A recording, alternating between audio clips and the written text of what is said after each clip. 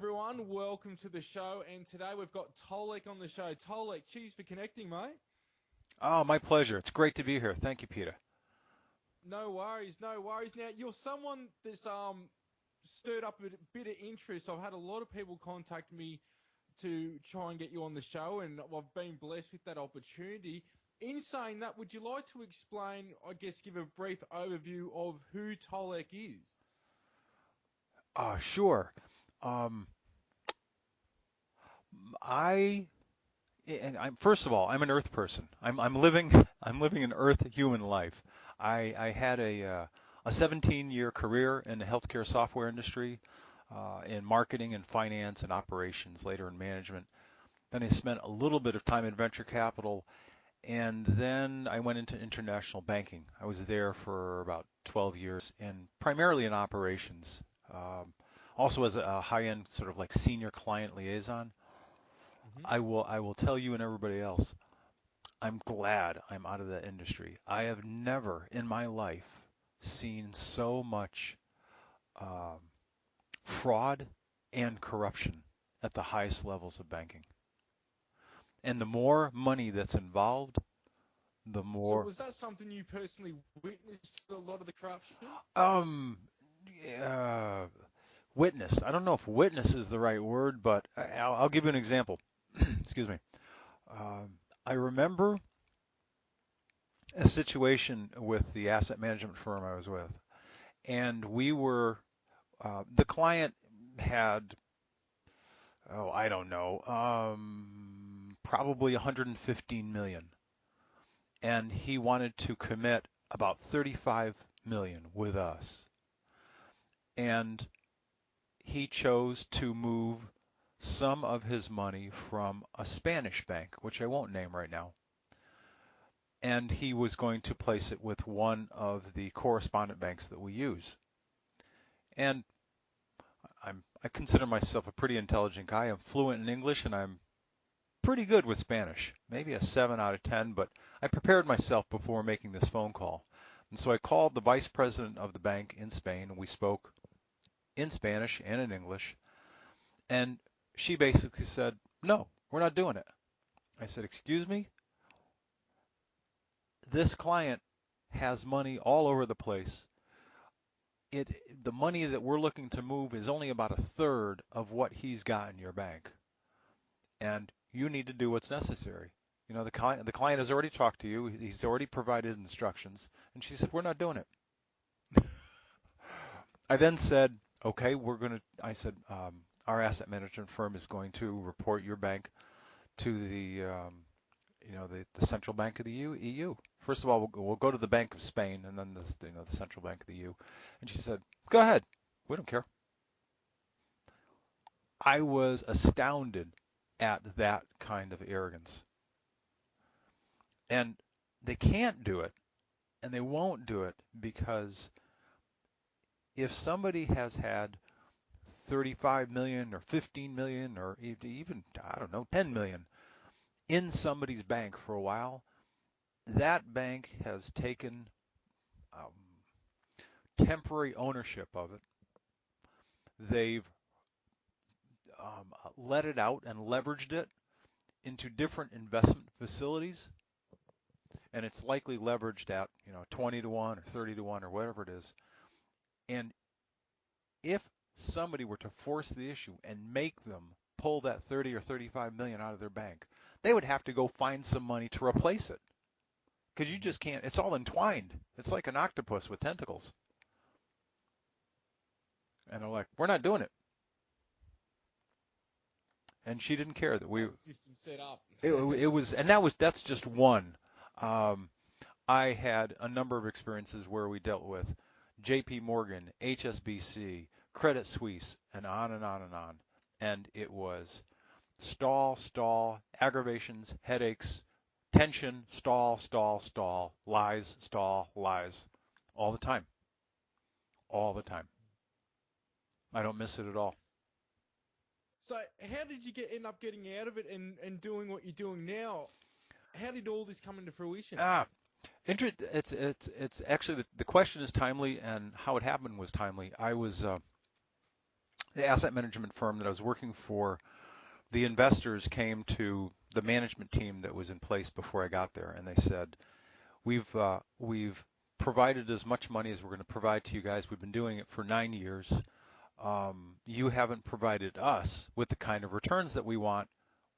We're done. You're not getting any more money. We're shutting you down. So I was out of a job, literally. It's like they gave me basically 2 months of money, and that was it. And I was making good money, but I wasn't making great money. And interestingly enough, so that was like March of 2011, and September of 2010 is when I had the recontact experience with the commander, the gentleman I now know as the commander of the primary Andromeda Council biosphere. And with that meeting, I started asking a whole bunch of questions because I had met him. I discovered in September of 2010 that he was the same man who came to visit me in August of 1993. And as you and I have talked before, that August 1993 experience was the trip that I took from Tucson, Arizona, and I went in his craft 3 times over the course of a week and a half, back in time to Western Kentucky, rural Virginia, in like the 1840s. So we needed to do 2 things. He needed to step my body up because a 3D organic being cannot travel through time or back in time unless you raise his vibrational energy up to 4D, the fourth dimension. So we had to do that. And long story short, over the course of a week and a half, 3 separate trips, we watched this family of 4 living on their little homestead, and the daughter was 3 or 4 years old with blonde hair, blue-eyed, sort of jewel of the father's eye. And there was a barn fire, and she died.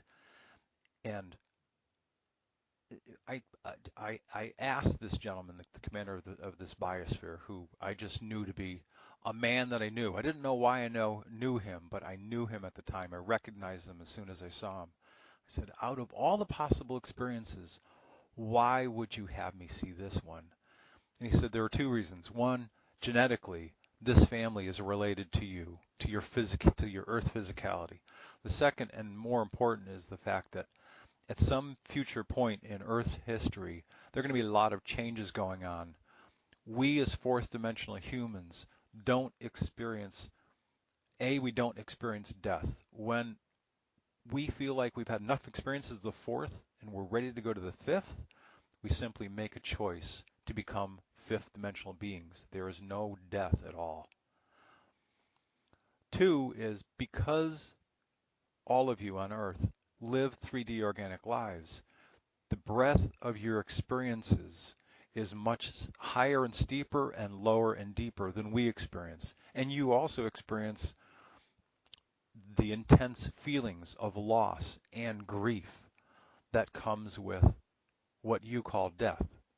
And we all of us wanted to experience through your eyes, through your feelings, through your heart, what it's like to be an Earth human and have to go through this process.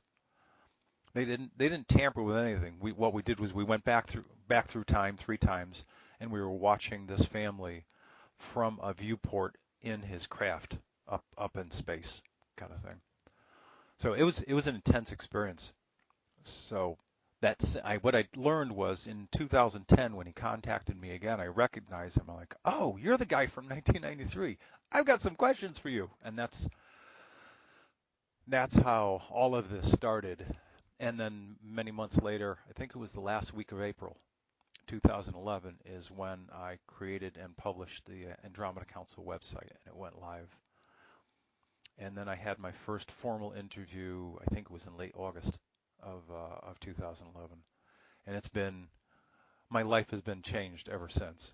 It's been a crazy 4 years. It's been fun and it's been enjoyable, but if somebody had asked me when I was 35 or 40, hey, do you think you'd be doing this, or this is what you'll be doing when you're in your early 50s, mid 50s? I'm like, what are you talking about? I just, I had for all intents and purposes a pretty normal career like a lot of other people. So it's like definitely life changing. It is, and I could say the same. If somebody was telling me a few years ago what I'll be doing now, I wouldn't believe it. But stranger things that happen, I guess, and the strange stuff is really normal with all this. But Yeah. with that said, your experiences obviously started, like you're saying, was it back in the 90s they started, or did it start before the 90s? Right. It's a valid question. Um, there are a couple of issues which people may or may not have heard before, but first of all, to answer the first part of your question, in a subsequent series of questions and answers that I got from this gentleman, the commander of the primary Andromeda Council Biosphere, as well as Vice Chairwoman Tanya, who's also a diplomat. She's a senior diplomat in her own right. Ambassador Tonka Wayne. He's the spiritual advisor from the Andromeda Council to all of the people of Earth.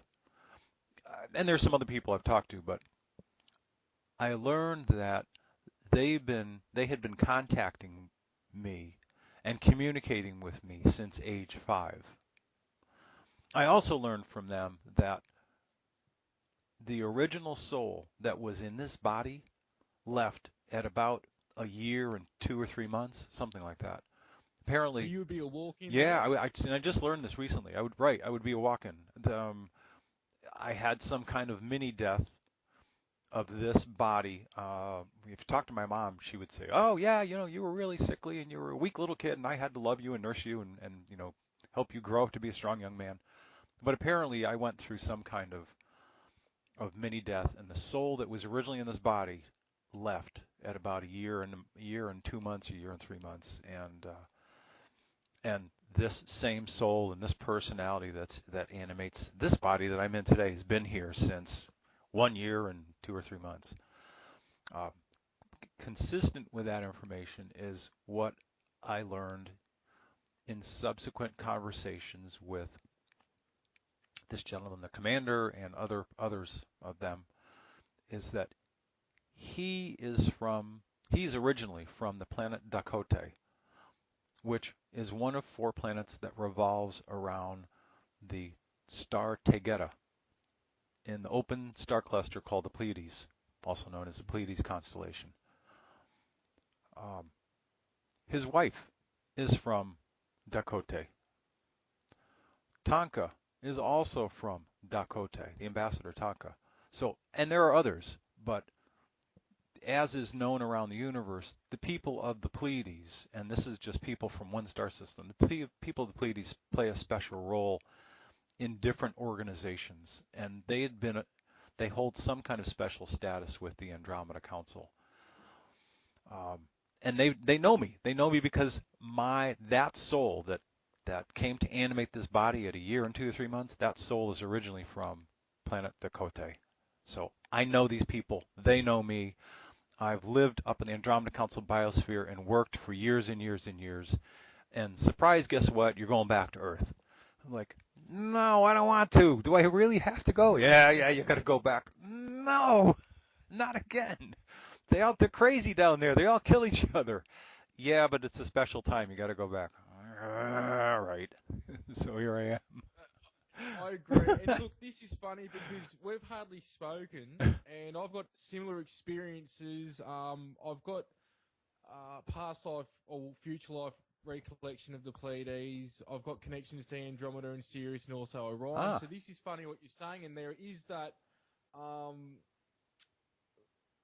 there is that, soul connection with these different groups because we're multifaceted beings having a multidimensional experience, and it depends, I guess, what part of ourselves we're tapping into. So one of my main contacts from the Pleiades is actually a light being from the star Merope, an actual star, not the planet, though I have lived life on a planet, basically what you're describing, which is near together, in the Pleiades as well. So this is funny where Well, I'm getting some correlations and funny synchronicities of what you're saying. What do you know? What wow. the connection with the Andromedan Council is from your experience? Because I've had a few experiences with the Andromedans. I don't know if it's the council. The council I've had Well, connections with is Orion, it's a good but it's a good question. yeah. First, I'll give everybody the formal definition of the council. It is an intergalactic, interstellar, interdimensional governance and development body of aligned benevolent star systems and planets of intelligent life for worlds in both the Milky Way and Andromeda galaxies.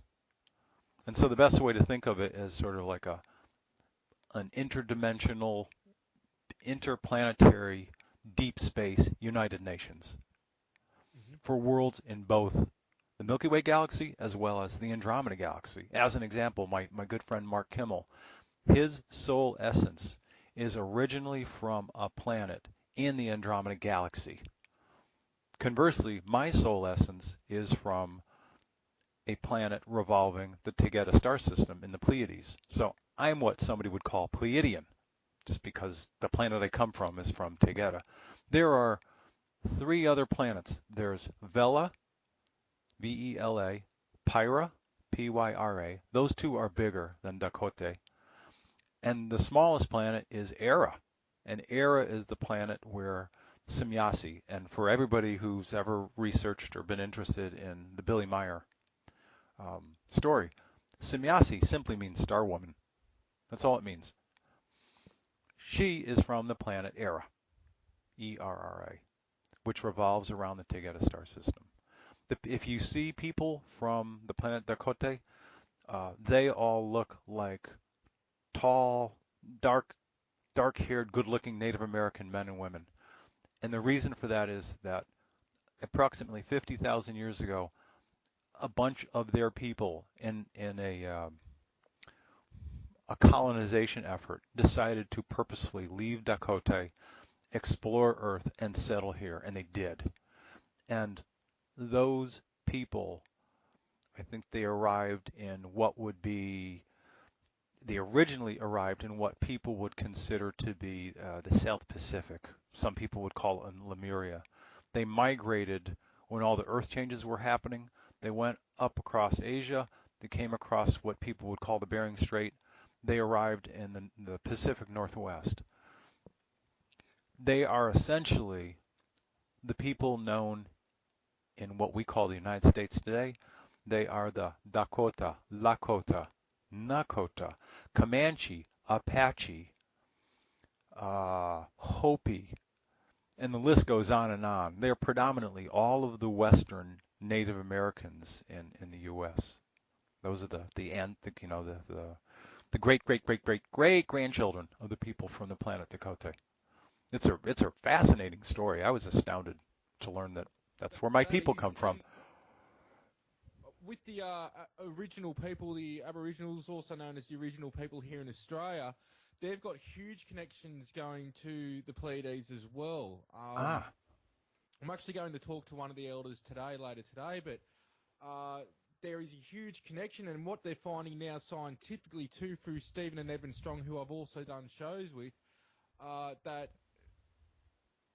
basically everyone on the planet has also got their DNA, the original people's DNA, which they said they also came from the Pleiades, from my understanding as well. So this is where there's this huge correlation and connections throughout the world, connecting back to the Pleiades. And some of what I'm understanding is that these beings are actually coming from the future back in time, though time is an illusion. correct. And this is where people have a hard time understanding that. But is that what your understanding is of this reality too, with the Pleiadian to Earth connection, that they're from the future? I've never heard it expressed that way, and I will tell you why. Now I'm going to quote you. What you said early on in the show, all of 15 minutes ago, is that all of us, we here experiencing life, are, and I'm paraphrasing you, that we are truly multi-dimensional beings without regard to time. And that's very, very, very accurate. Now I'm going to break that down a little bit. the word, that long word, multidimensional, is split into two parts. Multi meaning many, of course, dimensional meaning dimensions. And so we are, and I've just learned about the nuances of this recently in the past, I don't know, 5 or 6 months. We are not only, as an example, my soul essence was first birthed on the planet Dakota in the Pleiades thousands of years ago. Okay, I accept that as a given. Our souls don't originally come from this planet. Even way back when, the people that were the first, as some people call them, the Lemurians, even they didn't come here originally. They weren't from here. They came here, and that's my point. So first of all, we don't come from this world. Second of all, we don't come from, we're not purely, as you know, we're not purely a human body.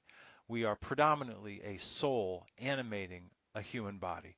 But more importantly, and here's the analogy that I use, in my conversations with the commander of the primary Andromeda Council biosphere and other people from the Andromeda Council that I communicate with, I've learned that the human soul is much, much larger than we realize.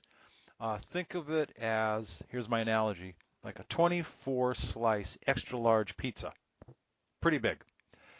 And it really only takes about one slice of that human soul pizza to animate a human body. And at the same time, there are other slices of our total soul or oversoul that are doing other things, either in a higher dimension or in 3D or maybe 4D or 5D, in other star systems, on other planets, other worlds, simultaneously. So we truly are what you said earlier, Peter. We are truly multi-dimensional intelligent life forms that are having simultaneous experiences. So we're not only doing things here in this 3D Earth life, but we're doing other things on other places all at the same time. That's the short version of the explanation. No, and it's explained very, very well, I think. With that said, what would you like to go into now in terms of some, I guess, the meat of you saying before we start the show of the information that you're getting these days on information, and what can you share with us? Well, it's a good question. Of course, there are a lot of people wondering, when are we finally going to get through this time of transition? When are we finally going to transform and become a mid-level fourth dimensional world? People use other words, but I'm going to use my terminology. And the answer is, we still yet have to go through a process of transition on this planet. There are some events that will need to happen on this world, both man-induced, human-induced, as well as events happening out in space, out in the cosmos, that will directly affect this planet. Now, there's a lot of stuff going on right now anyway. As an example, there's probably more magma flowing under the crust of the Earth right now than any other time in her history, in this planet's history. There are more earthquakes popping off than ever before, probably going back until the last change that this planet had. And that doesn't necessarily mean dimensional shift. Can you still hear me? Yeah. Okay, here we go. All right. A little bit skippy, but it's fine. Yeah, okay, so it came back. Great. It's not so much that there was a last dimensional shift. To be very specific, my Andromeda Council contact people have told me many times that this is the first time that an organic planet, not only this planet, but this whole solar system, is entering an energy of space, a very dynamic, higher vibratory area of space. And it's the first time when it happens that not only this planet, but others, will go from being a dense organic world to becoming a higher dimensional fine essence matter world. Now I'm going to explain my words a little bit. fine essence matter. Fine essence matter means matter and life that exists based on energy, specifically light energy. This is the same matter that animates what people call the spirit realm, or 4D, 5D, and higher. Everything from 4D up is spirit realm life form. It's all life forms based on energy. And as evidenced by the December 21, 2012 change of the inner core of this planet from, molten red hot iron, a couple of things have happened. The inner core of our planet is now essentially as hot as the sun. And this has actually been verified by some geophysicists and astrophysicists on this planet. Already been verified. They don't understand the changes. They don't know how they've happened, but they can verify that they've happened, and the fact that the inner core of our Earth is as hot as the sun. Andromeda Council scientists are calling this new energy source SAR, S-A-R, which is, of course, very, very close to the word star. That's no mistake. So this process of transformation to becoming a higher dimensional world is the process of going from organic to fine essence matter. And one of the first steps is the inner core of the Earth becoming much like that of a star.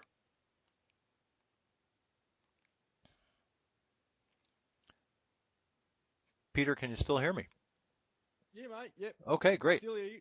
Great. Okay, so, of course, everybody wants to know when, and the reality of the situation is, it's not a matter of when according to a certain timetable.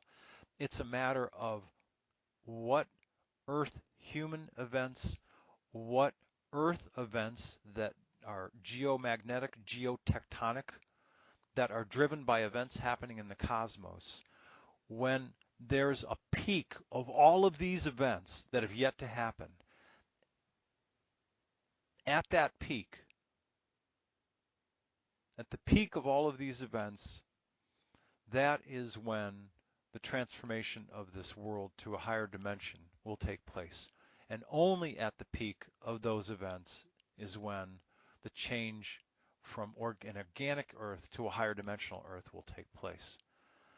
And right now, matter of fact, a recent conversation just a couple of nights ago with my contact people with the Andromeda Council, I've asked them what's going on, and they've said, essentially, we are checking the perimeter of the solar system, making sure that the energy grid is in place, that it's keeping any space-based large objects out of our solar system, that it's keeping any really bad guy ETs out of our solar system.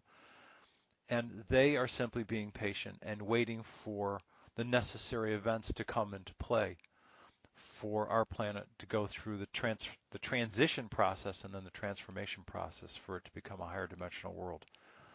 They've done, I said, what about all that preparation? I know months ago you guys were scurrying, moving around like crazy, getting ready. And they said, we're ready. We're all prepared. We're ready to go.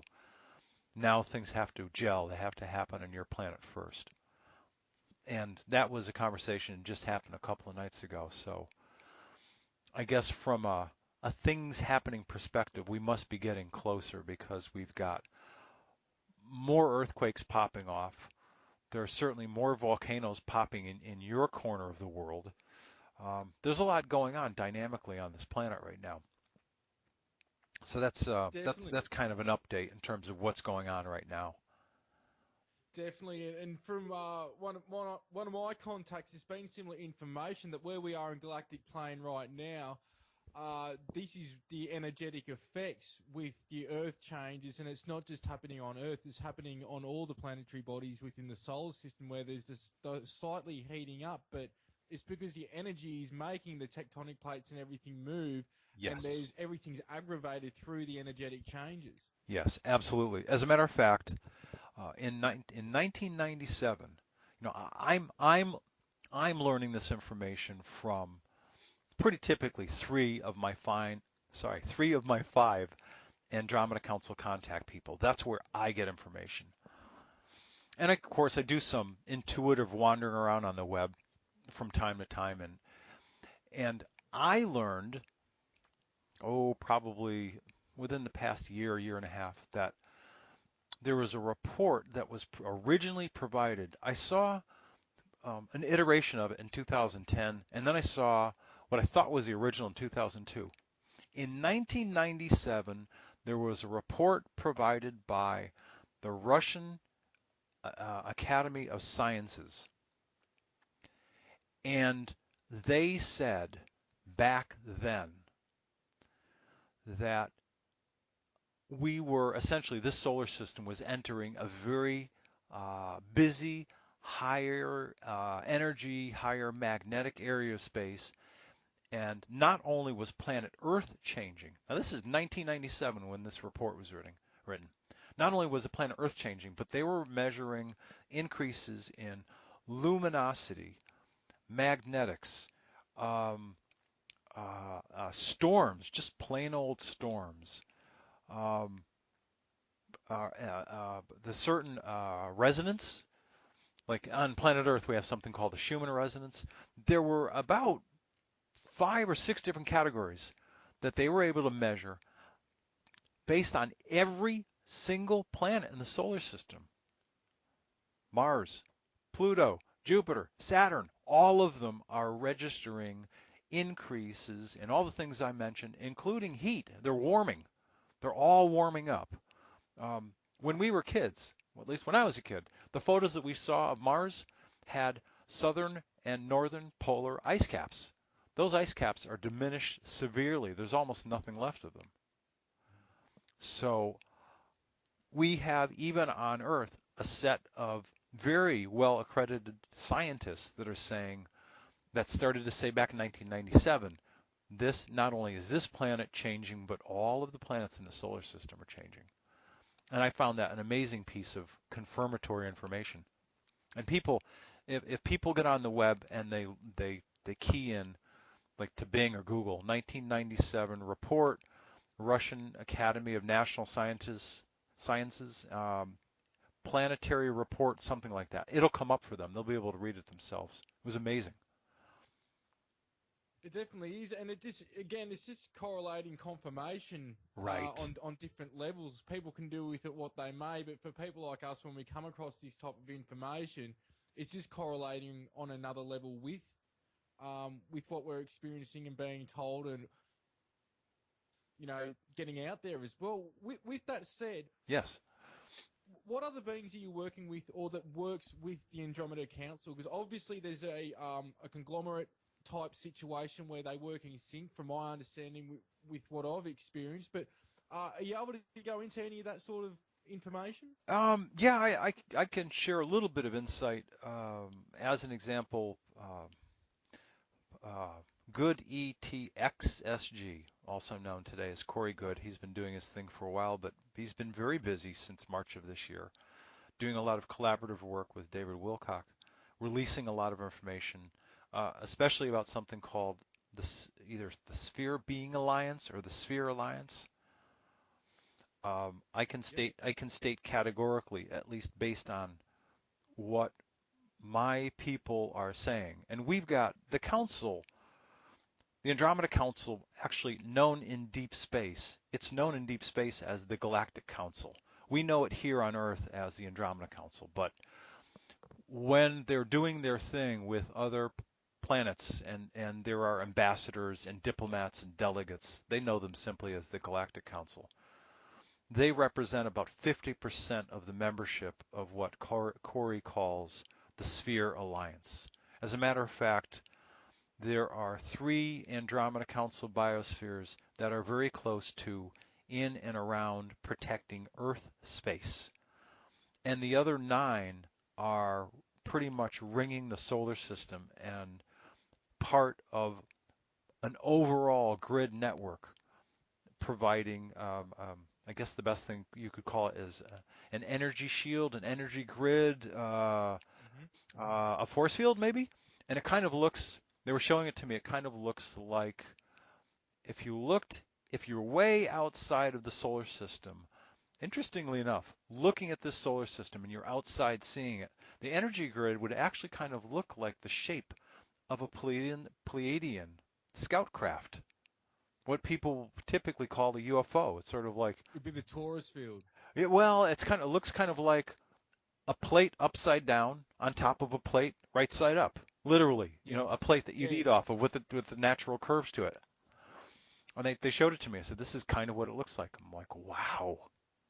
That's a yes, there's a toroidal field there, but highly interesting that that shape almost exactly mimics what people call UFOs, at least in terms of a shape. So the point is, the people in the Andromeda Council, known in deep space as the Galactic Council, are very involved in this Sphere Alliance, as well as many other races. And keep in mind, the Andromeda Council has people from, I think the most senior member is from the star Arcturus, and their senior homeworld is Patola. There are people from the Antares star system, M103, Procyon, Vega, Capella, Polaris, Sirius A. Their senior homeworlds are all involved in this Sphere Alliance. Like I said, at least 50% of it. Yeah, So yeah. they're busy. Oh, definitely, definitely. I'm still learning, about a lot of this as well. And what I'm understanding from what I've heard so far, and I'll have to talk to Corey to confirm this, but I've been interacting with beings that gave me the word Elohim, and they're not gods or anything. They said angels would be the closest thing they are to them.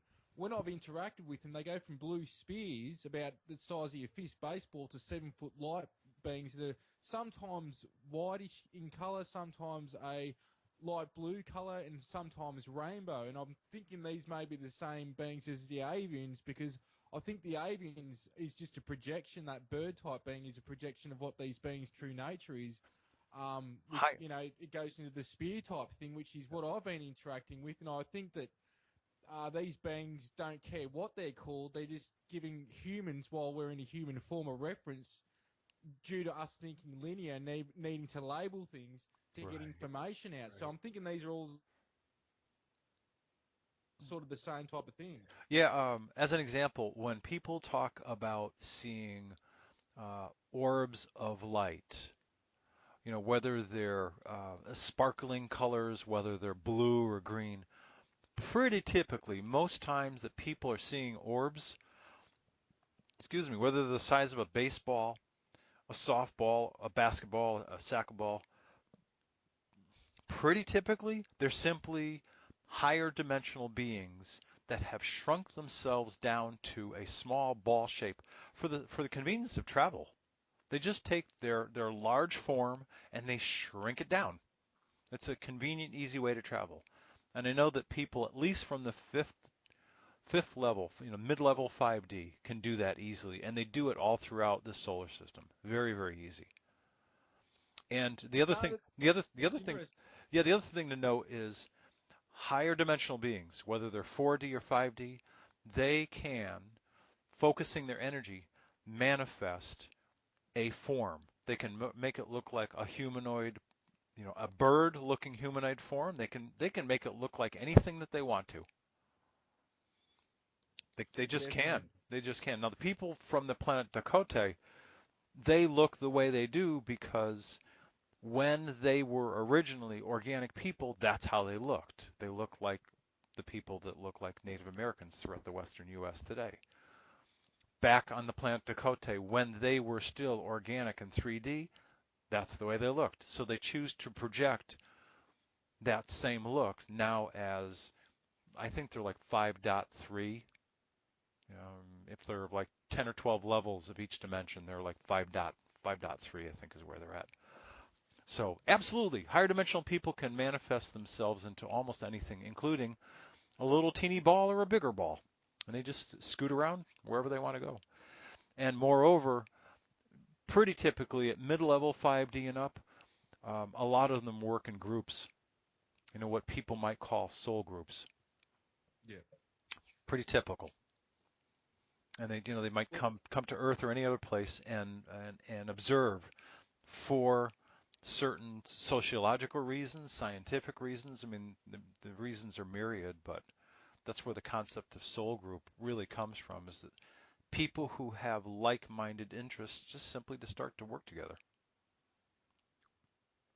Yeah, it's same from what I'm experiencing as well. So, there's just more confirmation and correlations on multiple different levels. And with that said, um, what's the basis of your experiences in terms of, is a lot of it more telepathic, and then sometimes you're being taken in a physical form? How does these experiences take place for yourself? Yeah, a good question. I asked this question within the past, I think, 6 or 7 months, and they said, okay, we communicate with you a lot in what you call the sleep state or the dream state. There's a lot of interaction going on. Um, it's obvious to me, but in any case, for me, I speak with them telepathically quite a bit, and what that means is, just like you and I are talking on the phone right now, Yep. I'll have conversations with them, mind to mind. Our minds are communicating, not our mouths.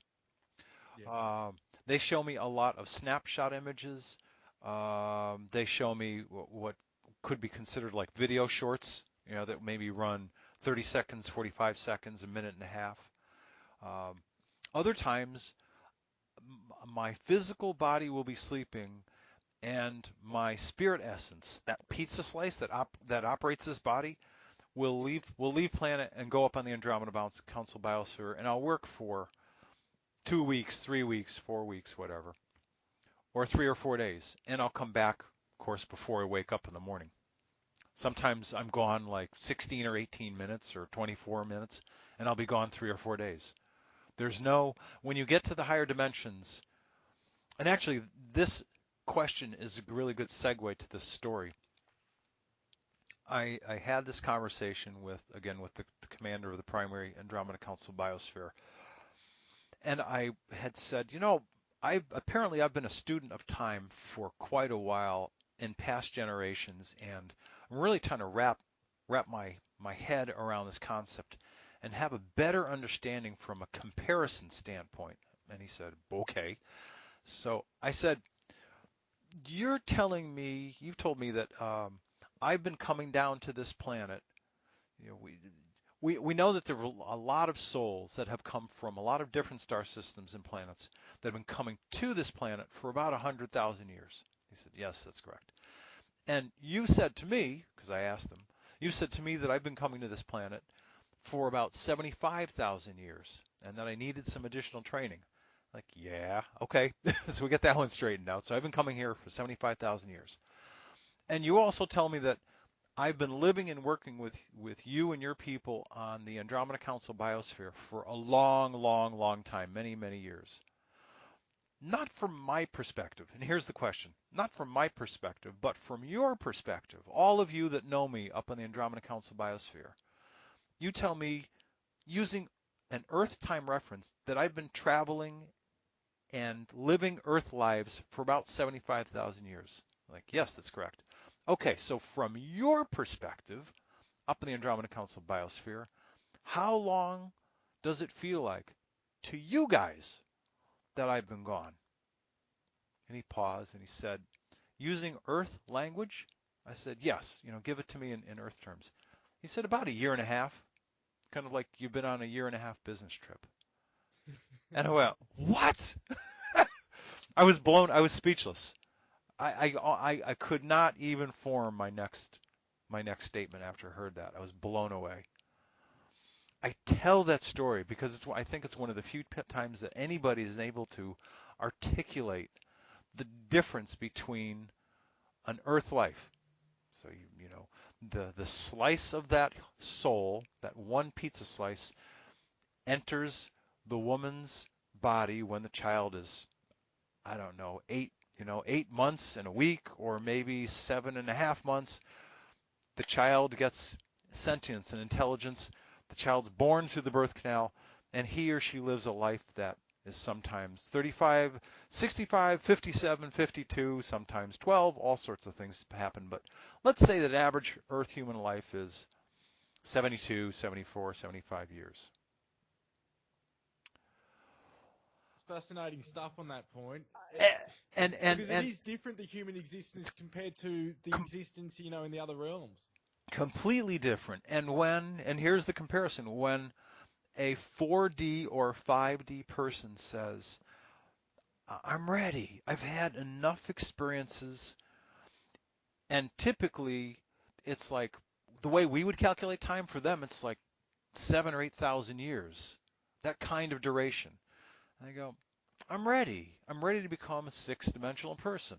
Or if I'm 4D, I'm really ready to live a 5D life with 5D experiences. And they wish it to happen, they intend it to happen, and it simply happens. And if there were a bunch of 4D people around, and a couple of 4D people were deciding to leave, they would probably hold a ceremony for them and have a party and say goodbye. And the 4D people, the moment that they would start to transform into 5D, all of those 4D people watching them, the two 4D people, they would see them just start to disappear. Because they're raising up in vibration and frequency. The rest of those people can't see them anymore. That's all that happens. There's no death at all. So they're going thousands of years in any segment of their life, which is thousands and thousands and thousands of years. And we live, if we're lucky, we live 75 years. All done, finished, time to start over again. So, it's an amazing comparison. Definitely is. Now, out of all the interviews and things that you have done, what do you think is the main information that you have got out that you feel is, like, not that any of it's not of benefit, because it's educating people, it's reconnecting people, but what do you think is the really important information in there, like, to help people help themselves with what you've been saying and experiencing? Wow. This is it's an important question with a profound answer, and yet as profound as the answer is, it's really simple. Um, I've said it different times. I've said it different ways, many different times, but essentially the answer is, whoever you are out there, um, I would recommend that you live your life to the fullest. Discover who you are internally, all of those things that bring you your greatest joys. Um, do them as much as possible. Help other people out. If you've had a difficult life and you're carrying the energy of emotional trauma, I would recommend that you find a way to heal from that, to release it, to transmute it, and live a life that's literally much lighter and much more joy-filled. Because we are here to primarily have a set of experiences to essentially learn about who we truly are. Who are you, Peter Slattery? What makes you tick? What brings you the most amount of joy? What are you best doing? What would you prefer to be doing most of the time, regardless of how much money you or anybody else earns? And the other piece I would add to that is um, be kind to people. It's that simple. Simple acts of kindness. Find ways to help people that it's just because it's the right thing to do. Um, and everything else will take care of itself. Really will. Go Including, to flow. yeah, oh, absolutely. Including all of the transitory things that are going to happen during the transition time of this planet. And things are going to get more dicey. They're going to get more dicey socially. They're going to get more dicey politically. They're going to get more dicey from a geological earth change perspective. You're going now exactly where I was going to ask next, which is from your information and experience with what's going on in terms of we've covered the Earth changes and some of the changes where we are in galactic plane now, but what are some of the social changes we are looking at from your point of view and your understanding with what's going on? I think part of it's happening right now. I was speaking with a friend of mine recently, a somewhat new friend, Shailia, over in Hawaii. As an example, she was saying that David Wilcock reported recently that in his new Gaia TV series with Corey Goode, they now officially have more viewers than CNN. That's astounding. I I mean, anybody would love that kind of success, but I'm not bringing it up because of the success factor. I'm bringing it up because it shows the shift in consciousness from yes, mainstream crap to looking at yes, consciousness and other things. Yeah, that's exactly it. That's exactly the point. that's huge. Yeah, it is huge. And I have not verified this, but Shailia is a very good friend, and she's a very bright woman, has her own higher dimensional gifts and skills. So I think that piece of information is one piece of evidence. I think that we'll see other things in the future of people individually as well as people in groups stepping up and saying, no more. We're not going to allow this kind of behavior any longer. Some of that is already happening with the movement against companies that produce genetically modified food. A lot of countries in the EU, certainly states in the US, some are more progressive than others, are saying, we're not allowing this food into our state, we're not allowing it into our stores, we're not serving it. So that's one way that things are happening. I believe that as some of the more difficult earth changes start to happen, and people see firsthand that the governments can't really help them, there's going to be a massive shift. And people are going to go, you couldn't help us before, you can't help us now, get out of our way. We are going to start taking care of ourselves. Not you, the politicians, us. And I think we're going to see massive change in governmental structures across the world. That'll kind of be a domino effect. And I see that happening once some of the bigger earth changes start to happen. Well, I don't know if you guys know about it over there yet, but here in Australia, it's still got to be finally passed, but it's passed through the lower house from my understanding, is that families are not getting benefits and certain kids won't be able to go to certain schools if they aren't immunised. Wow. So that is a huge change. And what we're looking at now, instead of a so-called democracy, which is still a label, and if we look at Labor, Liberal, Republic, Democrats, whatever, it's all the same crap under different names. And here in Australia, what we're experiencing right now is basically National Socialist type of stance on the Australian people, and I think it's because things started here whether people want to believe that or not in terms of what happened on Earth long ago, and things are going to end here in terms of the new cycle and change. There's lots going on here in Australia, and people just have to see the shows I've done with Stephen and Evan Strong about that. But now, to see that now the governments have a say what you can and cannot put into your bodies in terms of vaccinations, which, in my opinion, don't even have any basis, and people are blindly being injected. I actually heard about a story yesterday where a kid was injected at school and the parents weren't notified. There was no form signed or anything, and they still don't know what that child was injected with. So what we're seeing now is we're seeing an uprise on the other side, and I'm not putting fear into people, but what I'm saying is this is a sign of change, that the other side is upping their weaponry and what they can do as we progress through with consciousness, which is the key to all this, is a higher level of consciousness. This will surpass anything else. And like Albert Einstein said, and I quote it all the time, you can't solve a problem with the same level of consciousness that created. Therefore, we have to think outside the box, people. That's right. And the parents of these children that have children in school, they have to raise hell. If they want change, they have to say, we're not doing this. And the system will, the system will shout and scream and pout like little children. But then the parents would have to say, you want to be this way? We're pulling our child out of your school. There has Yeah. to be, like anything else in life, cause and effect. And the system has to know that they can't blatantly do things and just get away with it. And if people just keep rolling over like a dog with their belly up, then the system will keep just keep stepping on them.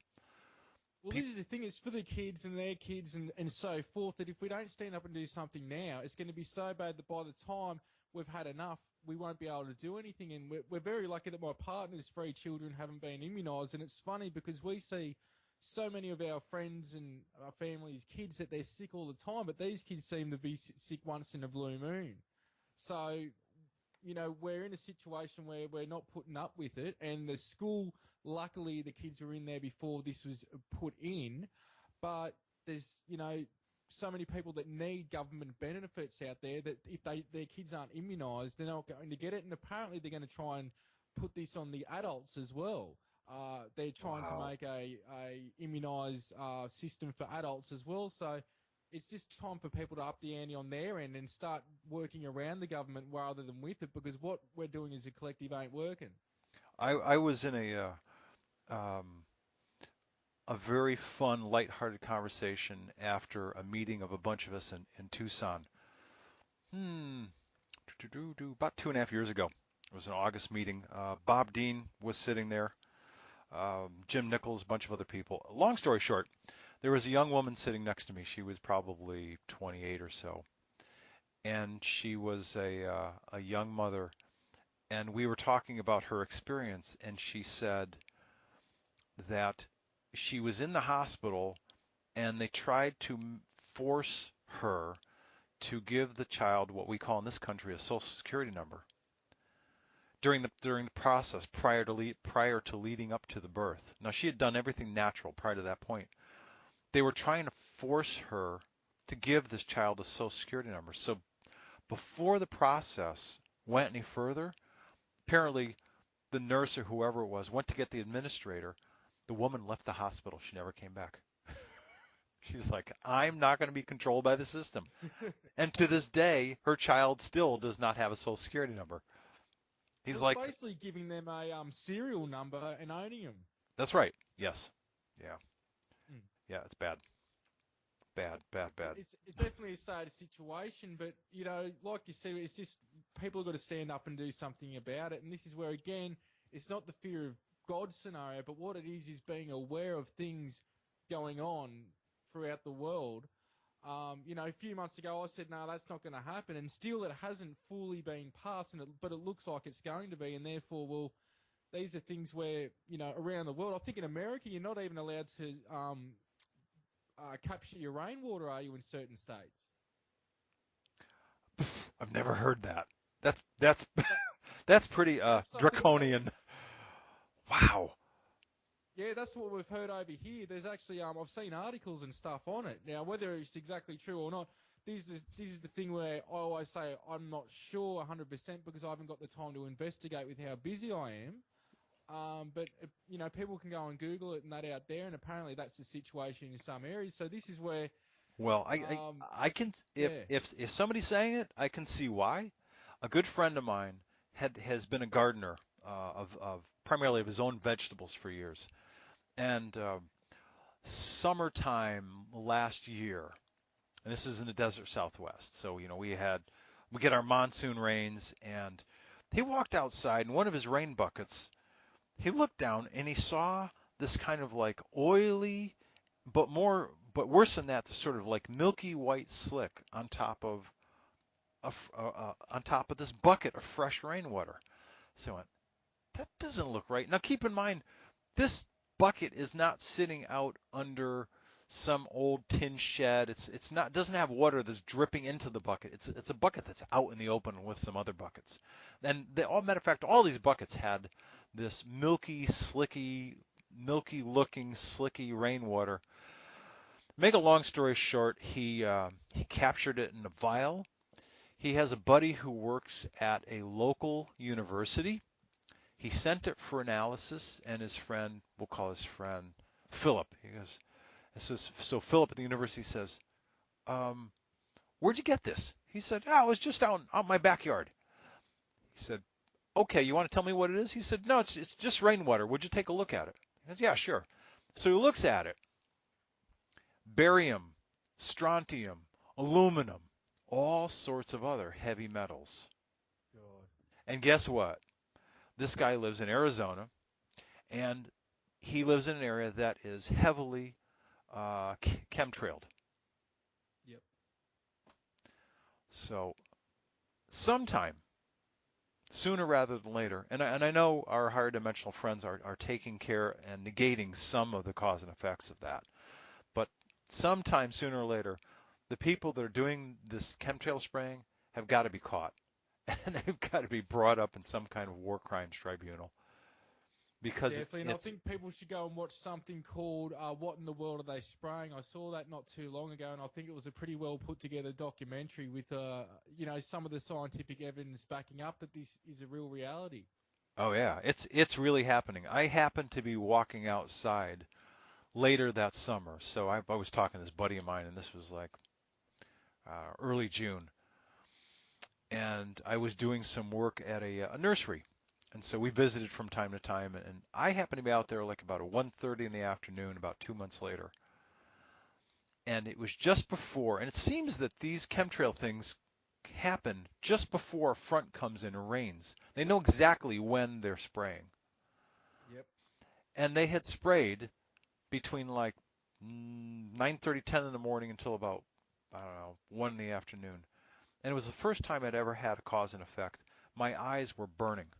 They were not itching, but they were burning from this particulate matter coming, streaming down, being released from the chemtrail spraying. I was not a happy camper. So it's Yeah, my partner and I experienced that at James's ranch. Actually, like we have it here in Australia, but not so much. But when we got to the States, it was, in a lot of places, they were actually sort of crisscrossing over the ranch, and my yes. partner especially felt the effects in a sinus. So, Wow. this is going on. Yeah. And this is one of the issues. Um, somehow, somehow, there've got to be some group of people that rise up and say, this is no longer acceptable. We need answers. If we don't get answers, we're taking you to a world court. There's got to be some court of justice that can hear and address this issue. Because I understand it's happening in the UK, it's happening in Australia, it's happening in France. Yep. And even pilots have come forth saying that this is going on. Yes. Oh yeah, and you'd almost have to be from another planet not to be able to tell the difference, because you can look up in the sky and see a passenger airline jet with its normal contrail, and as a comparison, the contrail may be an inch and a half or 2 inches in the sky. But a chemtrail, these things are feet long. Now, of course, they're miles long, but as we look at them, they seem to be multiple feet long, or meters, as you guys might say. So, even visually, they just look different. But it was that story from this gentleman. He's like, they found some other stuff, but primarily barium, rhodium, something like that, strontium, aluminum. He's like, where Yeah, did I this think come from? He's the like, your effects of backyard. aluminum are through the roof as well, where it's affected the plants that bad, especially in, I think it was Yes. Los Angeles and Hawaii, that everything's basically starting to turn yellow and look Yellow. dead. Yes. Definitely, Yeah. definitely a Yeah. sad thing. But look, we'll wrap it up Yes. here at the moment, Tolek, and I'm glad that this lasted as long as it did in terms of how long this last connection's gone for. So, I'd love to be able to do this again, and hopefully it's not as bad next time. Because we've had 3 or 4 attempts at trying to do this Right. show, and it was just shocking. Yeah. Yeah. Yeah. The first time it's because I was in a Starbucks and it was just 10 times too loud. We couldn't even hear each other. But but yeah, this has been a pleasure, and I'm happy to chat with you for all of your Australian mates and explore any of the topics that you think are interesting. Absolutely. Definitely. We'll wrap it up there. Again, Tolec, thank you very much. There's going to be links underneath this show or where you've downloaded this show as well to Tolec's website as well. So keep posted, everyone. Again, Tolec, thank you very much, and we'll talk soon, mate. Peter, thanks so much. Enjoyed it.